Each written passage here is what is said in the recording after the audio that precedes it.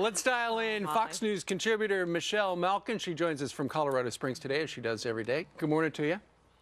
Good morning to you. I swam here today. Yeah. Is that bad? You have a lot of flooding there in your area, don't you? Yeah, we do. Yeah. Yeah. Well, if you go online, you read the New York Times, go to the op-ed button, you can see that Vladimir Putin is schooling the United States on history, and yet Putin really has been schooling our president of the United States on how to be a leader, hasn't he? Well, he certainly has. I'm not surprised that Vladimir chose the New York Times to transmit his information to the American people.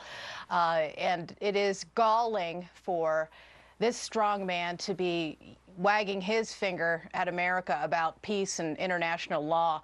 There was a fabulous Twitter rant that we featured at twitchy.com, my Twitter curation aggregation site, from Garry Kasparov, the famed Russian chess player, who just went off on just a rich diatribe against both Putin and the New York Times for their condescending propaganda.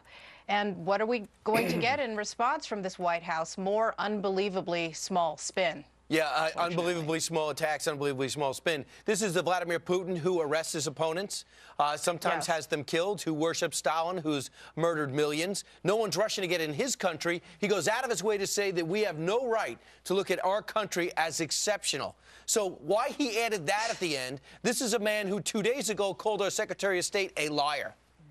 Yeah, that's right. And of course, as Garry Kasparov pointed out on Twitter last night, there was no UN Security Council vote on all of the suppression and oppression that's going on in Vladimir Putin's country. And Kasparov even joked, I thought it was just perfect, that now that Vladimir Putin is a journalist, he might be in fear of his life, because Russian journalists, of course, are huge targets for exercising their free speech there and criticizing administrations.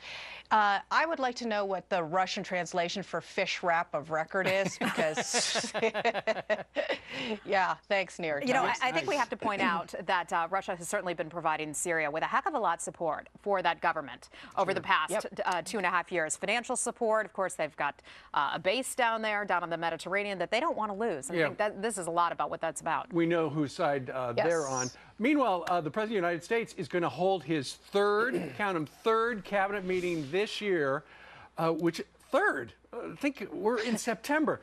Mark Miller, the White House correspondent, did the math. So far, this president has 22 cabinet meetings. Mr. George W. Bush had almost 50 in 8 years. So who do you think, if he's not calling in his cabinet for advice, who is our president getting advice from?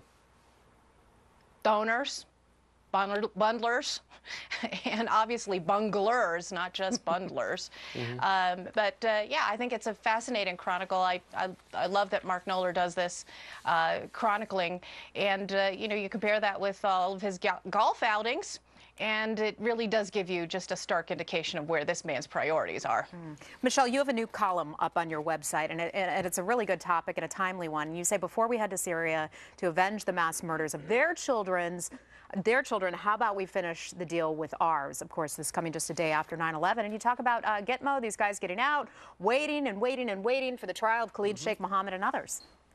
Yeah, that's right. I think it is worth reminding people, especially after the September 11th anniversary yesterday, that it has been 12 long years in this endless journey to provide some sort of quote-unquote justice for the 9/11 plotters.